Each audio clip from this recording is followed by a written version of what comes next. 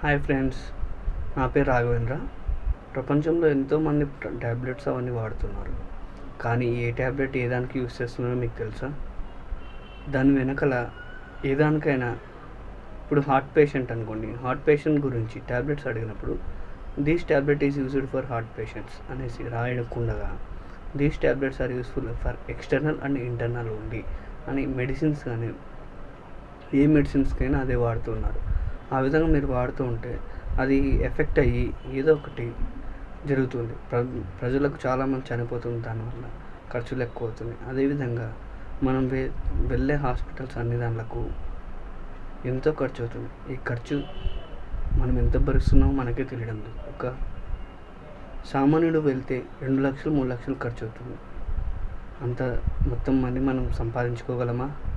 లేదే అలా సంపాదించి ఎవరికి ఖర్చు పెడుతున్నాం? మనం తిందామా అంటే ఈ మోడీ వచ్చి అన్ని దానికి ట్యాక్స్లు ఇవి అవి ఇస్తున్నాడు. 2.5 లక్షలు సంపాదించలేకపోతున్నారు ప్రతి మనిషి. అంటే మనం రిటైర్ అయ్యే లోపల 10 లక్షలను సేవ్ చేస్తామో లేదు. ఈ విధంగా మనం చేయకపోతే మన నెక్స్ట్ వచ్చే వాళ్ళకు ఏ విధంగా చేస్తామో మీరు ఒకసారి ఆలోచించండి. మన పిల్లలకు కానీ మనకు వచ్చే నెక్స్ట్ జనరేషన్కి కానీ 2.5 లక్షలు సంపాదించలేకపోతే ఏమి చేస్తున్నాం? సరే, ఈ ట్యాబ్లెట్స్ గురించి ఫస్ట్ మనం ఆలోచిద్దాం. ఏది వాడుతున్నామో అసలు మనకు తెలియడం లేదు. ఇలాగే హాస్పిటల్స్ అన్నీ చాలా కష్టమవుతున్నాయి. మొన్న మాకు తెలిసిన వ్యక్తికి ఏదో ట్యాబ్లెట్ వేస్తే అది ఏదో అయిపోయి రియాక్షన్ వచ్చి 2.5 లక్షలు ఖర్చు అయింది. నేను వెళ్ళి చూస్తే బయటకు వచ్చే లోపల 4 లక్షలు ఖర్చు అయిపోయింది మొత్తం మీద. హాస్పిటల్ బిల్ 2.5 లక్షలు, మిగతావన్నీ 4.5 లక్షలు. ఈ విధంగా జరిగితే జనాభా ఎలా బతకగలరు?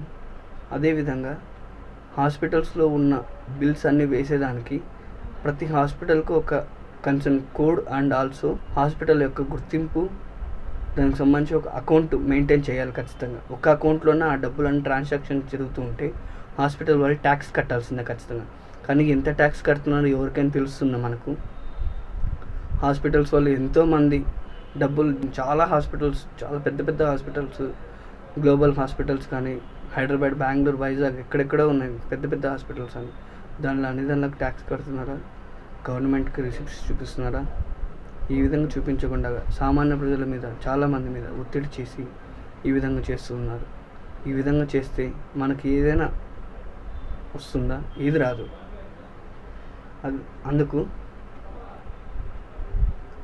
అందుకు మన అందరి కోసం ఈ వీడియో అందరూ షేర్ చేసేటట్లు చూడండి. బాయ్.